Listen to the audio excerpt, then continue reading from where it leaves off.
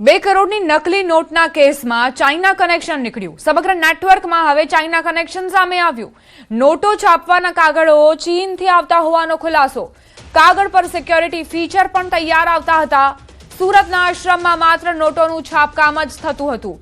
છેલ્લા 6 મહિનાથી આ નકલી નોટો છપાતી હતી। અગાઉ 20 લાખની નોટો માર્કેટમાં ફરતી કરાઈ હતી। ક્રાઇમ બ્રાન્ચને ચાઇનીઝ આરોપીના નંબર પણ મળ્યા છે। ક્રાઇમ બ્રાન્ચે કેન્દ્રીય એજન્સીને માહિતી મોકલી છે। 2 કરોડની નકલી નોટો છાપવાના કેસમાં એક બાદ એક ખુલાસા થઈ રહ્યા છે। પહેલા સુરત કનેક્શન સામે આવ્યું કે જ્યાં સુરતમાં આ નકલી નોટો છાપવામાં આવતી હતી અને હવે વધુ એક ખુલાસો કે ચીનથી પેપર આવતું હતું જેની ઉપર આ છાપકામ કરાતું હતું। દેશના અર્થતંત્રને નુકસાન પહોંચાડવા અને પોતાના ફાયદા માટે આ આરોપીઓએ આ નફાખોરોએ કઈ રીતે નકલી નોટો છાપી તે અત્યારે તપાસનો વિષય છે। પોલીસ સતત પ્રયત્ન કરી રહી છે। ક્રાઇમ બ્રાન્ચ પણ તપાસમાં લાગી છે અને કેન્દ્રીય એજન્સીઓને માહિતી મોકલવામાં આવી છે। સંવાદદાતા ઋત્વિજ જોડાઈ ગયા છે વધુ જાણકારી સાથે। ઋત્વિજ, દેશના અર્થતંત્રને મોટો ફટકો પડે અને પોતાના ગજવા ભરવા માટે પોતાને લાભ થાય તે માટે થઈને આ રેકેટ, શું જાણકારી?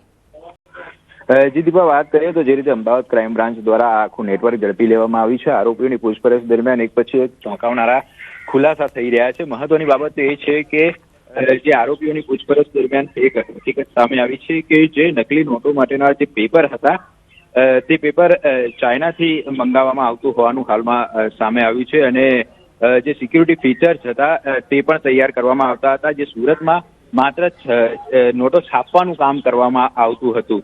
અગાઉ પણ આ આરોપીઓ 20 લાખ જેટલી નકલી નોટો છે તે માર્કેટમાં ફરતી કરી હોવાનો જે ખુલાસો થયો છે। આ ઉપરાંત વાત કરીએ તો જે ચાઇના સાથે જે સંપર્કમાં હતા, કોણ કોણ સંપર્કમાં હતું, કેવી રીતે કેટલા સમયથી સંપર્કમાં હતું, આ તમામ બાબતોને લઈને વધુ તપાસ શરૂ કરવામાં આવી છે અને અમદાવાદ ક્રાઇમ બ્રાન્ચ દ્વારા જે કેન્દ્રીય એજન્સીઓને પણ આ બાબતની જાણ કરવામાં આવી છે। ઋત્વિજ, આપને અટકાવવા માંગીશ, મહત્વપૂર્ણ સમાચાર પ્રાપ્ત થઈ રહ્યા છે।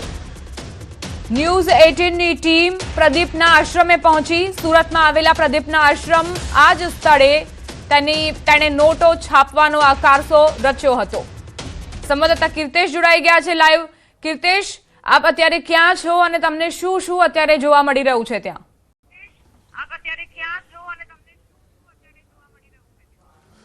બિલકુલ જે પ્રકારે આખું રેકેટ ઝડપાયું છે, 2 કરોડની નકલી નોટ છાપેલી મળી આવી છે। ચાઇના કનેક્શન નીકળ્યું છે, સાથે સાથે આ કનેક્શન સુરતનું નીકળ્યું છે। આ આશ્રમ છે પ્રદીપ જે યોગ ગુરુ છે તેનું આશ્રમ છે, શ્રી સત્ય યોગ ધામ છે। તમે દ્રશ્યો અંદરના બતાવવા માંગીશ।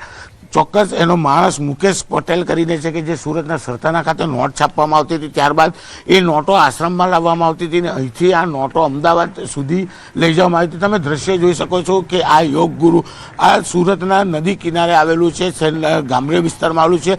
કેટલું મોટું આ આખું જે કેમ્પસ છે, અહીંયા એમની ઓફિસો જોઈ શકો છો। આટલી બધી ઘટના બન્યા પછી લોકો અહીંયા મોટી સંખ્યામાં પહોંચી રહ્યા છે, એટલે કે યોગ ગુરુનું ચોક્કસ અહીંયા મોટું નામ હતું। યોગ ગુરુનું ફોટો છે, ભૂમિ દાન આપવામાં આવ્યું છે અને જે પ્રકારે આ 2 કરોડનું રેકેટ છે, જો કે ક્રાઇમ બ્રાન્ચ તપાસ કરે તો ઘણું બધું નીકળશે। હું અંદરના દ્રશ્યો બતાવવા માંગીશ કે આ યોગ ગુરુ અહીંયા બેસીને કેવા યોગ કરતા હતા, આ દેશના અર્થતંત્રને ખોખલો કરવાનો યોગ કરતા હોય તેવું દેખાઈ રહ્યું છે અને આ દ્રશ્ય જ જોઈ શકાય છે કે અલગ અલગ અહીંયા રૂમો છે, નાની હોસ્પિટલ જેવું ઊભું કરવામાં આવેલું છે અને અહીંયા જે પ્રકારની આખી વ્યવસ્થા છે, તમામ વસ્તુઓમાં પ્રદીપ યોગ ગુરુનું નામ સામે આવે છે। સૌથી મહત્વની વાત છે કે સામેના ભાગે એક ભોયરું પણ બનાવવામાં આવ્યું છે, જો કે અત્યાર સુધી અહીંયાથી પોલીસને કોઈ વસ્તુ નથી મળી। ખાસ કરીને આભાર કીર્તેશ જાણકારી આપવા માટે।